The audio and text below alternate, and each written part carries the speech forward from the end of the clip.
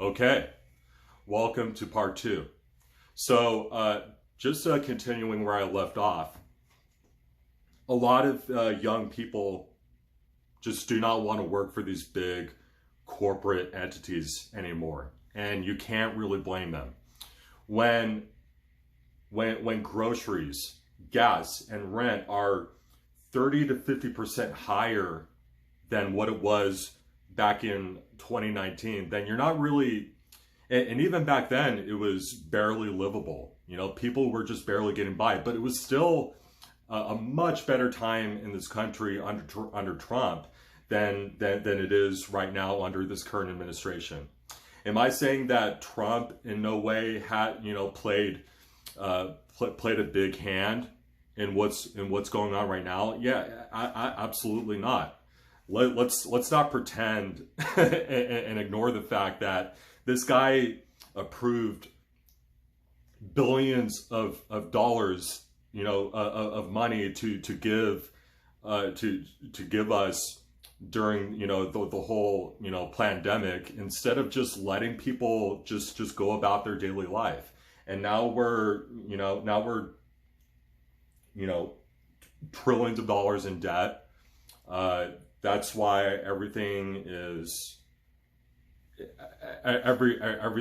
just monumental right now because of what he did. But it also just goes to show you how even under the Trump administration, even though what most of these governors did, especially in these blue states, are just completely unforgivable and should have never happened in the first place. There was a lot of emphasis on taking care of the American people first, right? When you have millions of Americans that are out of work or can't go back into the office, because of a so-called pandemic, you help these people, you give them some kind of a safety net until, everything clears out, everything is good to go, and, you help these people. So, there's a few different possibilities that come to mind for me.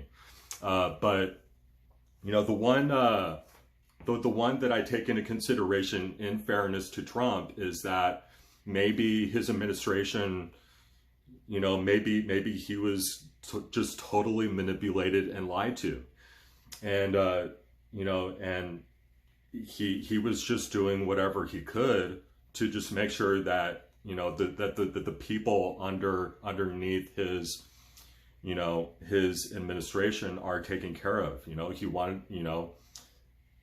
to make sure that everybody was receiving money and they're able to pay their bills, and again, that's a possibility. I'm not saying that he didn't know what was going on, but these are just possibilities. I can't jump to any kind of conclusion on this just yet. I'm gonna have to, maybe in the next 2 or 3 years, I'll have a better answer for you guys.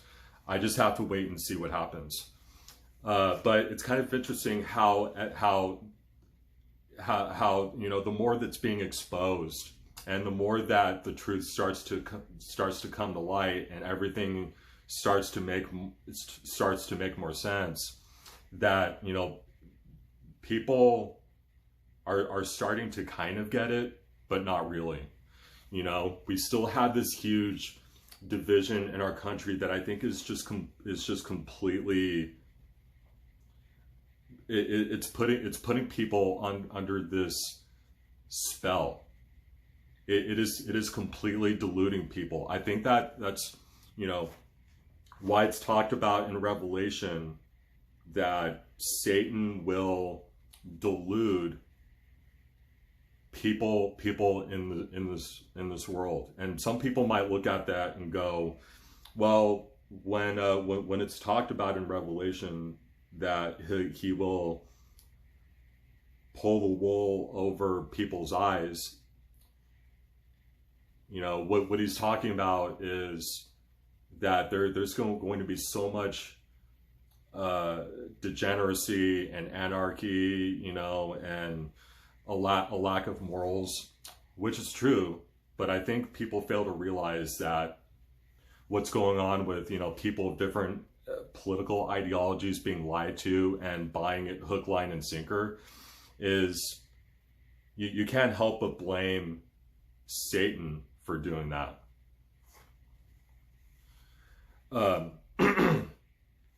But going back to, you know, the younger people, you know, you've got people like Dave Ramsey, you know, just out there. And look, it's no disrespect to Dave Ramsey. I have a lot of I have a lot of respect for, you know, how hard he's worked and, you know, how he's gotten to where he is, and he is a really smart guy. A lot of people like to call him stupid, but he does miss the mark on a lot of different things. You know, he was blatantly wrong about the 2008 crash. And he just, and he, you know, even back then he was out there telling people, no, don't worry, you know, just calm down, you know, it'll all be fine, you know, nothing is going to change, your 401ks will be, you know, right where it is, you know, you won't be laid off from your jobs. And then guess what? It was a complete cluster. And he was wrong. And even to this day, he will not admit that he was wrong about that.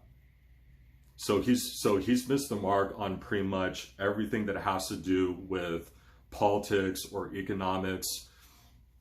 But he's one of those guys out there that likes to beat his chest and look down on young people. You know, these young people, they don't want to work, you know. They want to live in as he likes to phrase it, they like to live in their mother's basement.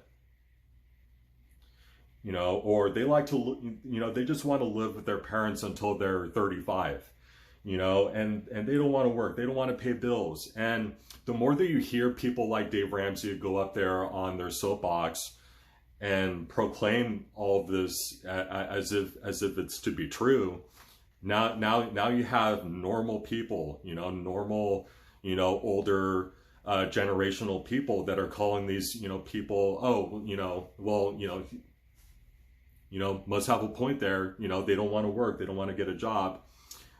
Is that true? Is it that they don't want to work, or is it that they don't want to work for someone like Dave Ramsey, who will underpay them, who will, you know, provide them little to no benefits, that will not give them an adequate amount of leave. You know, if something is going on in their family and they have to take, you know, a month, a couple of months off from work, you know, so that they can go and tend to their family, you know, or maybe they have something spiritual going on, and maybe they are just not, maybe it's just not appropriate for them to be in the workplace right now because their moods are just going to be all out of whack. You know, they're dealing with this grief right now, whatever it is. So they're in no way, shape, or form in any kind of position to do their job or to provide or to contribute to the rest of society. You have to really, I know that this phrase work-life balance, you know, it's a brand new thing, you know, and I mean, honestly, there's some aspects of it that I don't really agree with. But what I do agree with is that, you know, if you need time with your loved ones or your family, you know, or if you want some time to work on this project that you've always wanted to focus on or finish, you know, you're a priority. Your family is a priority. Your kids are a priority. You know, it can't just be work until you're dead. That's what we were taught our whole life. And this younger generation coming up, Gen Z, they like to paint this generation as like the softest, weakest generation that is just glued to their phones all the time and doesn't know anything about how to do basic things, or you know, they don't really know any, they don't want to work, right? And it couldn't be further from the truth. Ask me if I know, because I talk to these kids all the time, and they are very level-headed, hardworking, logical kids. And honestly, They are the first generation in this country with any kind of balls whatsoever. They are the first generation in this country that has the balls to say, hey, you know what, Mr. Boss Man, I don't really like the fact that you're not paying me a livable wage. I don't like the fact that I can't save for retirement. I don't like the fact that I can't spend time with my loved ones. Say, hey, you know what? I'm going to go ahead and do gig work. I'm going to drive for Uber. I'm going to drive for Lyft. I'm going to do food deliveries. I'm going to freelance. I'm going to start my own business. I'm going to start this app. I don't need you anymore, and I don't like what your company represents. Your company does not represent American values. Your company does not represent the people. You are all about money. You are just looking to make that quick buck any way that you can. It doesn't matter if it is if it's within integrity. You are willing to trample over whoever you could to get ahead. That is what they are fed up with. That's what they are sick of. And any generation before Gen Z, Gen Y, Gen X, baby boomers have all been taught, hey, you know what? Go to college for 4 years and then work until you're done. Okay. That has been any generation before Gen Z. And Gen Z is the first generation to completely break that toxic cycle here in this country. That is what this country is all about. That is what this country was founded upon. But we have completely lost sight of that idea a long time ago. We have all been conditioned in such a way that we are completely weak as a country. This whole, you got to work 40 to 50. Do you remember a time when 40 hours a week was enough? You could pay your bills on that. You could pay rent. You could save money off of that. Now, 50, 60, 70 hours will barely get you by. You can barely. I was just talking to this guy. He's a very smart guy. I'm not knocking him. I'm not saying anything negative about him, but he is a business owner. And he was talking about how, when he was young, he, worked 2 or 3 jobs and that got him by okay. He, just ate ramen and noodles. Well, let me ask you, how much is ramen and noodles? How much is toilet paper?